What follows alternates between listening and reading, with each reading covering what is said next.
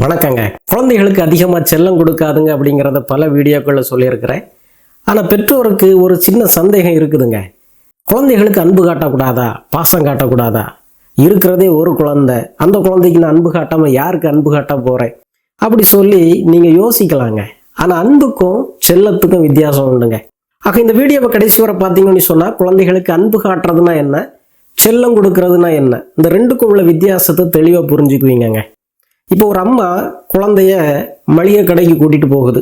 அந்த அம்மா பொருட்கள் வாங்கிட்டு இருக்கும் போதே அந்த குழந்தை சாக்லேட்டை கையை காட்டி எனக்கு அந்த சாக்லேட் வாங்கி கொடு அப்படி சொல்லி கேட்குது. அம்மா சொன்னாங்க நோ, தரமாட்டேன் அப்படி சொல்றாங்க. உடனே அந்த குழந்தை அழ ஆரம்பிக்குது. அந்த அம்மா கொஞ்ச நேரம் கண்டுக்காம இருக்கிறாங்க. அப்புறம் கத்தி அழ ஆரம்பிக்குது. அப்புறம் எல்லார் முன்னாலேயும் அந்த தரையில விழுந்து உருள ஆரம்பிக்குது. அந்த அம்மா அவமானம் தாங்க முடியாம ஒரு சாக்லேட் கொடுங்க அப்படி சொல்லி சாக்லேட்டை வாங்கி கையில கொடுக்குறாங்க. அந்த குழந்தை சமாதானம் ஆயிட்டது. அதே போல் இன்னொரு அம்மா குழந்தைய கூட்டிகிட்டு மளிகை கடைக்கு போகிறாங்க. அந்த குழந்தை அதே போல் தான் சாக்லேட் வாங்கி கொடுதுன்னு சொல்லுது. அந்த அம்மா சொல்லுது நோ, சாக்லேட் இப்போ கிடைக்காது அப்படி சொல்லுது. உடனே அந்த குழந்தை அழ ஆரம்பிக்குது. எல்லாரும் பார்க்குறாங்க, சில ரெக்கமெண்டேஷன் வேறு பண்ணுறாங்க, ஒரு சாக்லேட்டு தான் நம்ம வாங்கி கொடு. அந்த அம்மா அசையவே இல்லை. பொருட்களை வாங்கி முடிச்ச உடனே பைய பக்கத்தில் வச்சுக்கிட்டே அந்த குழந்தைய கட்டி பிடிச்சிக்குது. அம்மா சாக்லேட் வாங்கி கொடுக்காதது உனக்கு வருத்தமாக இருக்குதாடா கண்ணா, ஆனால் நம்ம இன்னைக்கு சாக்லேட் வாங்க வரல, பொருட்கள் வாங்க தான் வந்தோம், சரியா, பிறகு பார்க்கலாம் அப்படி சொல்லிட்டு அந்த அம்மா சாக்லேட்டை வாங்கி கொடுக்காமலே அந்த குழந்தைய கூட்டிட்டு வீட்டுக்கு வந்துடுதுங்க. பலர் நினைப்போம் அந்த முதல் அம்மா தான் குழந்தைய உண்மையிலே அன்பு செய்கிற அம்மான்னு. குழந்தை ஒன்று ஆசையாக கேட்குது, உடனே அந்த அம்மா வாங்கி கொடுக்குறாங்க.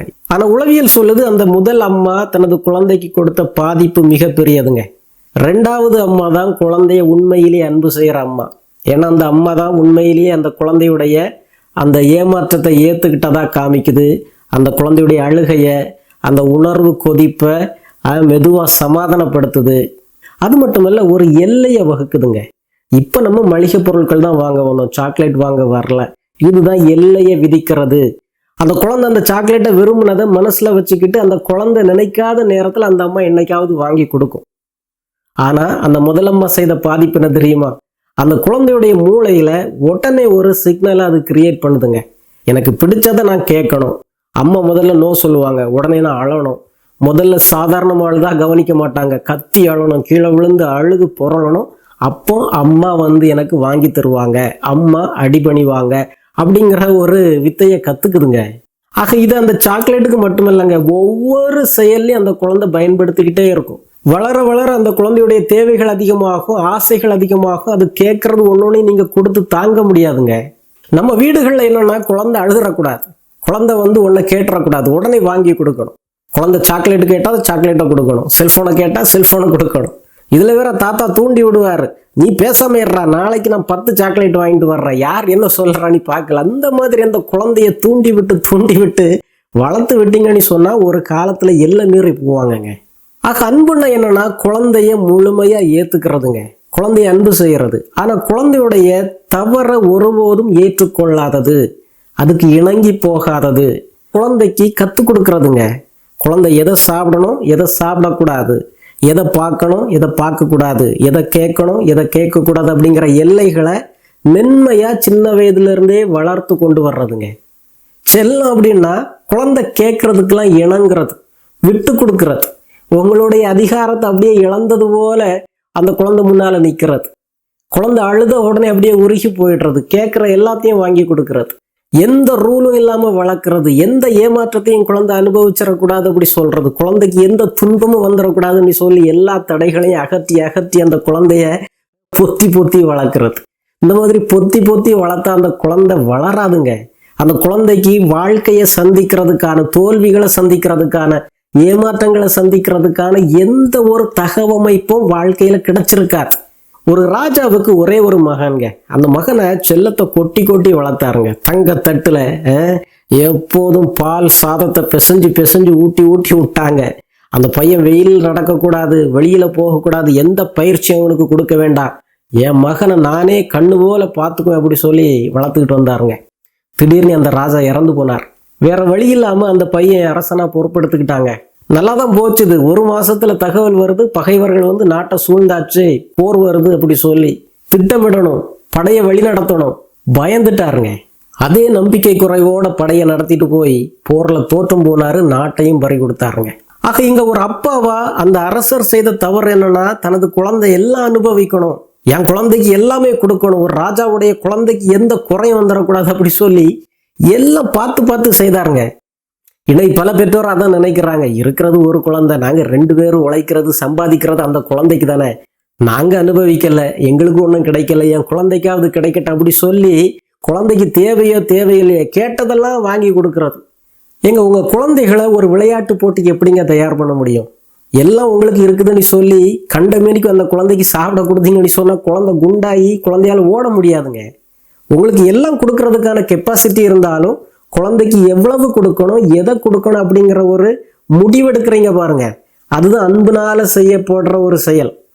குழந்தைக்கு பாசம் காட்டுறேன், செல்லம் கொடுக்குறேன் அப்படி சொல்லிட்டு கேட்கறதெல்லாம் வாங்கி கொடுத்தீங்கன்னு சொன்னா குழந்தைய நோயாளியாக தான் ஆக்குவீங்களே தவிர விளையாட்டு வீரனை மாற்ற மாட்டீங்க.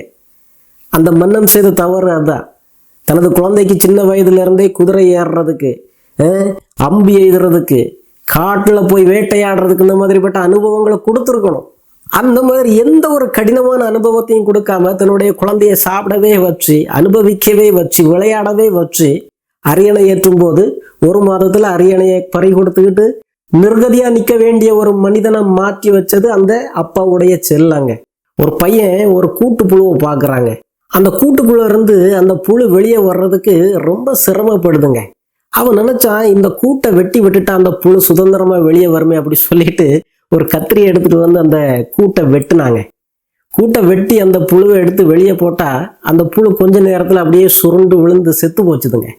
அப்பா பார்த்துக்கிட்டு சிரிச்சுக்கிட்டே சொன்னாரு, டே கண்ணா, கூட்டுப்புழு அந்த கூட்டுக்குள்ள இருந்து வெளியே வர்றதுக்கு சிரமப்படுறது, அதை உடல் அசைச்சு உராயிறது, இதுதாண்டா அந்த புழுவுக்கு சிறக முளைக்க வைக்கும். இப்படி அநியாயமா கொண்டு போட்டுட்டீடா அப்படி சொல்லி அந்த மகனை பார்த்து சிரிச்சார. குழந்தைகள் சிரமங்களை அனுபவிக்கட்டுங்க, ஏமாற்றங்களை சந்திக்கட்டும், கஷ்டங்களை அனுபவிக்கட்டும். அப்போதான் அந்த குழந்தைகள் எதிர்காலத்துல வாழ்க்கையில சந்திக்கிற சிரமங்களையும் தோல்விகளையும் ஏமாற்றங்களையும் சந்திக்கிறதுக்கு தகவமைச்சிருப்பாங்கங்க. தங்களை திடமுள்ளவங்களா இருப்பாங்க.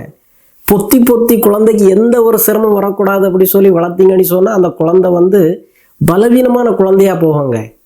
ஆக சின்ன வயதுல உங்களுக்கு சந்தோஷமா இருக்கும், ஒரு மன திருப்தியா இருக்கும், குழந்தைக்கு நான் நிறைய கொடுத்தேன், பாசம் கொடுத்தேன், கேட்டதெல்லாம் வாங்கி கொடுத்தேன்னு சொல்லி. ஆனா அந்த வளர்ந்த பிறகு அந்த குழந்தை வாழ்க்கையை சந்திக்க முடியாம, செய்வதறியாம திகைச்சு நிற்கும் போது, பலம் இழந்ததா நிற்கும் போது, தன்னம்பிக்கை இல்லாம நிற்கும் போது, ஐயோ நானே என் குழந்தைய கெடுத்துட்டேன் போலவே அப்படி சொல்லி வருத்தப்படுவீங்க.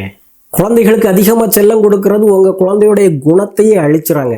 அந்த குழந்தைகள் ஒன்று கேட்டு கிடைக்கலன்னா அதிகமா கோவப்படுறவங்களா மாறிடுவாங்க. காத்திருக்க அந்த குழந்தைகளால முடியாது. குழந்தைக்கு தேவையோ தேவையில்லையோ தூக்கி தூக்கி கொடுத்துக்கிட்டே இருந்தோம்னா குழந்தையுடைய மனதுல இருந்து நன்றி உணர்வு சுத்தமா போயிடும். வீட்லயும் சரி தனக்கும் சரி எந்த பொறுப்பையும் அந்த குழந்தை எடுக்காதுங்க. எல்லாமே நாமே செய்துகிட்டு இருக்க வேண்டியது இருக்கும் அந்த குழந்தைக்காக. உங்களையும் மதிக்காது அந்த குழந்தை, மற்றவங்களையும் மதிக்காது. அதான் கேட்ட உடனே எல்லாம் கிடைக்குது, அப்புறம் எதுக்கு உங்களை மதிக்கிறது? சின்ன விஷயத்துக்கும் சின்ன தோல்விக்கும் உடனே மெல்ட் டவுன் ஆயிடுவாங்கங்க, உடனே உடஞ்சி போவாங்க, அப்படியே சோர்ந்து போவாங்க. அவங்கள அப்புறம் நீங்க எழுப்பி விடவே முடியாது. அது மட்டுமல்ல, உங்களை கண்ட்ரோல் பண்ண முயற்சி பண்ணுவாங்கங்க. செத்து போயிடுவேன், எல்லா பொருட்களை உடைச்சிடுவேன் அப்படி சொல்லி மிரட்ட ஆரம்பிப்பாங்க. தங்களுக்கு எந்த செல்ஃப் கண்ட்ரோலும் இருக்காது. கேட்ட உடனே பார்த்த உடனே அதை அடையணும், அதை வாங்கணும். இந்த மாதிரிப்பட்ட இம்பல்ஸை குழந்தைக்கு வளர்த்து விட்டுருவீங்க. ஆக மற்றவங்க சொல்றதுக்கு முன்னால ஒரு சாக்லேட் தானே கொடு, செல்போன் தானே கொடு, குழந்தைய அள வைக்காத, அடம் பிடிக்க வைக்காத அப்படி சொல்லும் முன்னால நான் சொன்ன இந்த வார்த்தைகளெல்லாம் நினைச்சு பாருங்க. ஒரு 10 வருடத்துக்கு பிறகு உங்க குழந்தை எப்படிப்பட்ட குழந்தையா மாறி இருக்கணும் அப்படிங்கிறத நீங்க முடிவு பண்ணுங்க. ஆக இந்த வீடியோ உங்களுக்கு பயனுள்ளதா இருந்திருக்குன்னு நினைக்கிறேன். குழந்தைகளுக்கு அன்பு காட்டுங்க, அளவா செல்லம் காட்டுங்க, ஓவரா செல்லம் காட்டி குழந்தைகளுக்கு எடுத்துறாதுங்க. மீண்டும் ஒரு நல்ல வீடியோவிலே விரைவிலே சந்திப்போம். நன்றி.